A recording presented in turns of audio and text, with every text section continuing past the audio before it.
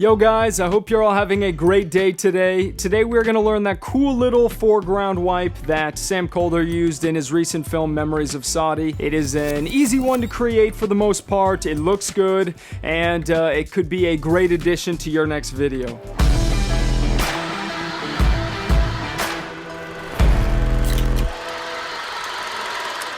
So I've used this type of masking transition in two of my films, one in my Papua New Guinea video right here, and one in my Sri Lanka video which happens right here. The hardest thing about making these kinds of transitions is just spotting opportune sections in your footage where you can create them. The best thing to do is to keep ideas for transitions like this in mind while filming. I assume Sam did this. He probably shot this fire cave shot with that in mind. Okay, so let's learn how to do this in the editing room.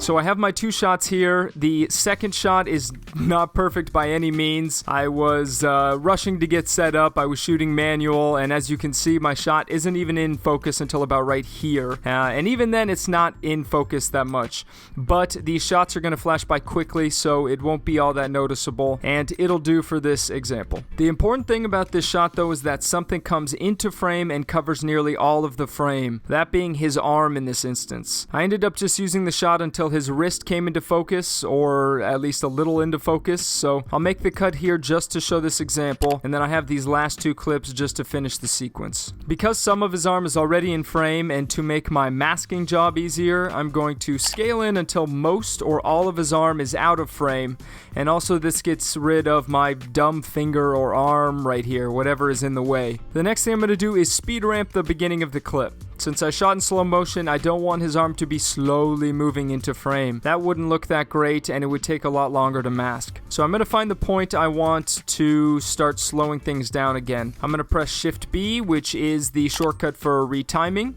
and I'm going to increase the speed to a point I think looks good. I don't want it to come by too quick, so about 2 times speed should work here. After you've played around with the speed of your shots, head to the effects browser and grab the draw mask effect, or the tool, whatever you want to call it. Drag it onto your second clip and start making the outline selection of the area. Hold down Command and drag to curve your point. Dragging these points right here will give you a broader curve. Once you've drawn your mask, that section should turn black. Basically, you cut a hole in your video. Now we want to animate that cutout section so it follows the man's arm as it comes into frame. Click original so we can see what we're doing and not just animate the mask blindly. Also make sure to press the keyframe buttons under transform and control points so our adjustments are saved. What I do when masking is skip 2 or 3 frames and adjust the mask, skip 2 or 3 frames and adjust. Final Cut Pro calculates the path of your mask and it moves it for you, but it is not always perfect. So basically once I get to the end, I'll go back and make some minor adjustments to the mask to make sure it's lined up. After that, we'll click Composite. I'll place the second shot over top of the first shot and add a gap underneath the clip so my magnetic timeline doesn't take over here. The next thing I'll do is feather the shot so the lines aren't so harsh. Feathering just adds some gradualness to the edges of your mask. Just find the amount of feather that looks best for your shot. I also added a shape mask to bring down the color and exposure of my dumb arm that got in the way here so it doesn't distract the viewer. To blend these two shots together a little better, I'm going to add a Gaussian blur to this first clip so it matches the blurredness of the second clip in a way and also acts as kind of motion blur. Add some sound effects and you are done. It's not perfect by any means, but you guys get the point. You understand how to do it. With what Sam did, fire is going to be a little bit easier to mask because it has no definitive edge to it. So basically what you could do is mask however you would like and then just feather it to the extreme. Hopefully you guys enjoyed this video and you learned a little bit of something.